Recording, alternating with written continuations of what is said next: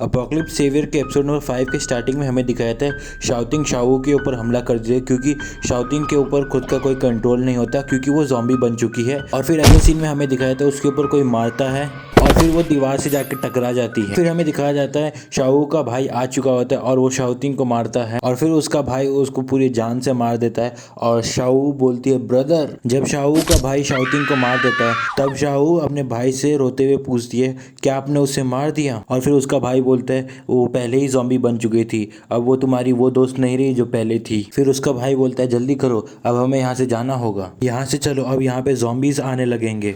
और फिर हमें अगले सीन में दिखाया है शाओ और उसका भाई स्कूल बिल्डिंग के बाहर खड़े रहते हैं और शाओ रेन में अपना हाथ डालती है और बोलती है बहुत ज़्यादा तेज बारिश हो रही है। फिर शाओ का भाई शाओ को रोकता है और बोलता है रेन को टच मत करो, मगर शाओ के ऊपर खून की बारिश का 2 बूंद गिर जाता है और उसका भाई हाथ खींच के बोलता है डैम इट। फिर शाओ बोलती है ब्रदर क्या हुआ, ये तो सिर्फ बारिश है। फिर उसका भाई उससे पूछता है क्या तुम्हें बारिश से डर नहीं लग रहा। फिर शाओ बोलती है डर, ये क्या एसिड रेन है जो मैं इससे डरूं। फिर उसका भाई बोलता है ये बड़ा अजीब बात है, जो इम्यूटेंट्स होते हैं उनके ऊपर अगर बारिश गिर जाए तो वो उनका हाथ जलने लगता है। फिर शाउटिंग का भाई शाउटिंग को बोलता है अब यहाँ से जल्दी चलो और ये लो रेन कोट और भीगने से बचते रहना। और फिर वो लोग स्कूल छोड़ के वहाँ से जाने लगते हैं। फिर शाउटिंग का भाई शाउटिंग को बोलता है अब हमारे पास सिर्फ एक ही मकसद है, इस कैटेस्ट्रॉफी से एस्केप करना, क्या तुम तैयार हो, अब जाने का समय हो गया है। फिर शाउटिंग बोलती है हाँ। फिर शाउटिंग का भाई जोर से चिल्ला के बोलता है लेट्स गो और शाउटिंग बोलती है चार्ज। और फिर शाउटिंग का भाई बोलता है ऐसे चिल्लाओ मत और शाउटिंग बोलती है उप्स। और फिर वो लोग वहाँ से भागने लगते हैं और फिर हमें एक बिल्डिंग दिखाया जाता है और फिर सीन चेंज होता है और हमें दिखाया जाता है एक लेडी के हाथ में बच्चा होता है और वो उसे काट रहा होता है और लेडी बोल रही होती है क्या हुआ मेरे बच्चे, मुझे काट क्यों रहे हो। और फिर हमें दिखाया था एक आदमी के ऊपर 2 ज़ॉम्बीज चढ़ के काट रहे होते हैं और वो आदमी बोलता है क्या कर रहे हो, मेरी मदद करो प्लीज़। फिर हमें दिखाया जाता है शाउटिंग अपने भाई से पूछती है ब्रदर ये क्या हो रहा है और उसका भाई बोलता है शाउटिंग रुको मत, घर की तरफ भागो। और फिर शाउटिंग को उसके बगल वाली बिल्डिंग के फर्स्ट फ्लोर से आवाज़ आता है हेल्प। और फिर हमें दिखाता है एक आदमी भागता हुआ बाहर आता है और उसके पीछे 2 ज़ॉम्बीज पड़े होते हैं और वो आदमी शाउटिंग के पीछे भागने लगता है और बोलता है रुको मेरे लिए, मुझे मदद चाहिए। और फिर हमें दिखाता है शाउटिंग का भाई पीछे घूमता है और वो आदमी के ऊपर जो हाथ में स्कार होता है वो देख लेता है। फिर शाउटिंग का भाई उस आदमी से बोलता है तुम्हारे हाथ में किसी ने काटा है और तुम्हारे हाथ में खून भी लगा है और ज़ॉम्बी स्मेल सूंघ लेते हैं तो तुम्हारा पीछा करना वो लोग कभी नहीं छोड़ेंगे, प्लीज़ हमारा पीछा करना बंद कर दो। फिर वो आदमी रोते रोते चिल्लाते हुए बोलता है नहीं ये किसी ने नहीं काटा, मुझे उनके जैसा नहीं बनना। और फिर शाउटिंग का भाई अपने मन में सोचता है अगर ये ऐसे ही चिल्लाता रहा तो बाकी ज़ॉम्बीज़ को ये अट्रैक्ट कर लेगा। फिर वो आदमी शाउटिंग का हाथ पकड़ लेता है और बोलता है क्यों, ज़ॉम्बीज़ ने मुझे क्यों काटा और तुम लोग को क्यों नहीं काटा, अगर मैं मरा तो तुम लोग को भी साथ में लेके मरूंगा, मुझे फ़र्क नहीं पड़ता। और शाउटिंग डरते हुए बोलती है ये तुम क्या कर रहे हो। और फिर शाउटिंग का भाई बोलता है यू बास्टर्ड। और फिर शाउटिंग का भाई उसके मुंह पे जोर से पंच मारता है और बोलता है अगर तुम्हें मरना है तो जाके मरो, हमें बीच में मत घसीटो।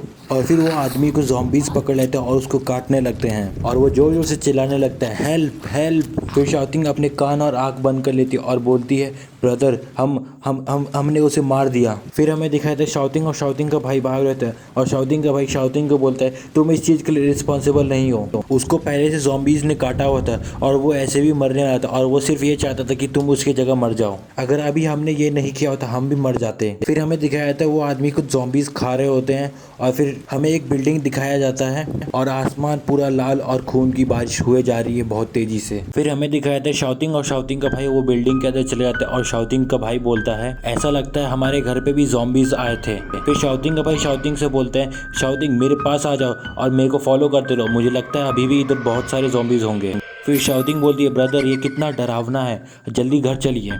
फिर शाउटिंग का भाई बोलता है फिर अगले सीन में हमें एक स्टेयर दिखाया जाता है जिसके ऊपर से एक बूढ़ा आदमी उतर के आ रहा होता है और शाउटिंग का भाई बोलता है मैंने फुटस्टेप सुने। फिर हमें दिखाया था वो बूढ़ा आदमी ज़ॉम्बी बन चुका है और वो स्टेयर से उतर रहा होता है और वो बूढ़ा आदमी उनके ऊपर हमला कर देता है और शाउटिंग का भाई बोलता है शाउटिंग स्टेप बैक। और शाउटिंग का भाई उस ज़ॉम्बी को रोकने लगता है और वो अपना पूरा दम लगाता है और मन में सोचता है मैं ज़ॉम्बीज़ को अपनी फिजिकल स्ट्रेंथ से नहीं हरा सकता। फिर शाउटिंग उस बूढ़े ज़ॉम्बी के ऊपर ईंट फेंक देती है और वो ईंट वो बूढ़े ज़ॉम्बी के सर के ऊपर जाके लगता है। फिर वो ईंट नीचे गिर जाता है और वो बूढ़ा आदमी उसके ऊपर देखता है और रोर करता है और फिर वो बूढ़ा आदमी शाउटिंग की तरफ काटने दौड़ता है और शाउटिंग बहुत ज़्यादा डर जाती है और डर के मारे नीचे बैठ जाती है और चिल्लाने लगती है। फिर अगले सीन में हमें दिखाया जाता है शाओटिंग का भाई उस बूढ़े आदमी के मुंह पे मारता है और फिर वो उसे जान से मार देता है। फिर शाओटिंग का भाई शाओटिंग से बोलता है क्या तुम ठीक हो, अब जल्दी घर चलो। और फिर शाओटिंग बहुत ज्यादा रोने लगती है और बोलती है वो हमारा नेबर था अंकल वोंग। और दोस्तों मैं इधर थोड़ा कंफ्यूज हूँ कि ये वाला लाइन कौन बोल रहा है। ब्रदर मुझे लगता है तुम्हें ये पता था कि अपोकलिप्स होने वाला है। मे बी ये शाओटिंग बोल रही हो, नहीं तो शाओटिंग के भाई के पीछे जो काला साया दिखा रहता है वो बोल रहा होगा। फिर हमें दिखाया जाता है शाओटिंग का भाई शाओटिंग को बोल रहा होता है सुनो मेरी बात ध्यान से सुनो, अब और खतरनाक दिन आने वाला है लेकिन मैं तुम्हें बचाऊंगा। लेकिन तुम्हें पता होना चाहिए अभी हालात कैसे है और तुम्हें मेरी बात भी माननी होगी। फिर शाओटिंग बोलते ठीक है मैं आपकी बात सुनूंगी। और शाओटिंग का भाई बोलते हैं अपोकलिप्स के दौरान सब लोग एक दूसरे की जान सेक्रीफाइस करोगे ताकि वो खुद जिंदा रह सके। ह्यूमैनिटी शैतान बन जाएगा और जल्दी किसी के ऊपर ट्रस्ट मत करना। और फिर वो अपने मन में सोचता है ज्यादातर ज़ॉम्बीज की शारीरिक शक्ति बढ़ रही है और उनके पास एक्सप्लोसिव जितना स्ट्रेंथ है और बहुत ज्यादा पावर है। और मुझे ये मेंशन करने की जरूरत नहीं, मॉन्स्टर और ज़ॉम्बीज ह्यूमन सर्विसेज को सरपास कर देंगे और कोई भी साधारण इंसान इन ज़ॉम्बीज और मॉन्स्टर्स से नहीं लड़ सकता। और फिर शाओ का भाई बोल रहा होता है ये सब मुझे कैसे पता, ये मैं तुम्हें बाद में बताऊंगा। अभी हमारा मेन मकसद है कि हमें ट्रेनिंग करके और ज़्यादा स्ट्रांग बनना है और हम हंट कर सके और उनके सेम लेवल के जितना मेरे पास पावर होता है कि मैं उससे लड़ सकूं। और यहाँ पे हमें पता चलता है वो वाला लाइन वो उसकी बहन ही बोल रही होती है। और फिर हमें अगले सीन में दिखाते हैं शाओ का भाई बाथरूम में होता है और नहा रहा होता है और बोलता है अब जब ये अपोकलिप्स का समय है तो अभी आखिरी बार गर्म पानी से नहाने का समय हो गया है। मैं शर्त लगा सकता हूँ पानी और बिजली कुछ दिनों में कट जाएगा। और फिर उसे कुछ आवाज आता है और वो देखता है उसकी बहन आई होती है और बोलती है ब्रदर आप शैम्पू लाना भूल गए थे। फिर उसका भाई बोलता है तुम अंदर क्यों आई, क्या तुमने पहले शावर नहीं किया। और फिर शाओ बोलती है ब्रदर ये पहली बार नहीं है, आप किस लिए शर्मा रहे हो, क्या सच में राजा जी। और फिर हमें दिखाता है शाओ अपने भाई के पीठ साफ कर रही होती है और फिर सीन चेंज होता है और शाओ खाना बना रही होती है और फिर वो खाना सर्व करती है और वो अपने भाई से पूछती है ब्रदर आप क्यों नहीं आर्मी से मदद मांगते हो, ये जो इतना खतरनाक इंसिडेंट हुआ है सिर्फ वही लोग हमें बचा सकते हैं। और फिर वो बोलता है उन्हें पता नहीं उन्हें ज़ॉम्बी से कैसे डील करना है, वो सिर्फ हमें गार्ड कर सकते हैं और कुछ साल या उससे ज्यादा। और फिर शाओ बोलती है अगर तुम्हें मेथड पता है तो उन्हें बता दो। और फिर वो बोलते हैं तुम्हें लगता है आर्मी हमारी बात सुनेगी और अगर हम वहाँ चले भी गए तो वो हमें किसी से भी नहीं मिलने देंगे। फिर शाओ बोलती है ओ। फिर शाओ का भाई बोलता है शाओ अगर हमने कोई भी ग्रुप ज्वाइन किया जो कि वीक है तो हमारा कोई भी फायदा नहीं होने वाला, अगर हम स्ट्रांग होंगे तभी हम डेंजर से बच सकते हैं। और ऊपर से ज़ॉम्बी और म्यूटेंट मॉन्स्टर्स का खतरा बना पड़ा है और अभी तो ह्यूमन काइंड भी बचा हुआ है। और दोस्तों यहीं पे अपोकलिप्स सेवियर का एपिसोड नंबर 8 तक खत्म हो जाता है। दोस्तों मुझे पता है मैंने आपको बताया नहीं कि एपिसोड नंबर 6, 7, 8 कब स्टार्ट हुआ, मैं आप लोग को डिस्टर्ब नहीं करना चाहता था इसलिए मैंने आप लोग को नहीं बताया। और दोस्तों अगर आपको ये वीडियो पसंद आए तो इस वीडियो को लाइक कर दीजिए, शेयर कर दीजिए और सब्सक्राइब कर दिए ताकि बाकी के एपिसोड्स अगर मैं डालूं तो आपको नोटिफिकेशंस मिल जाए। और दोस्तों मिलते हैं अगले वीडियो में, तब तक के लिए जय हिंद, वंदे मातरम, bye bye.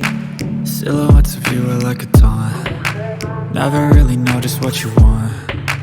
With you I don't ever feel calm. I can feel the sweat inside my palms. Play with me like cats and a string. You don't understand the pain it brings. You don't ever wanna give me wings. You don't ever wanna set me free.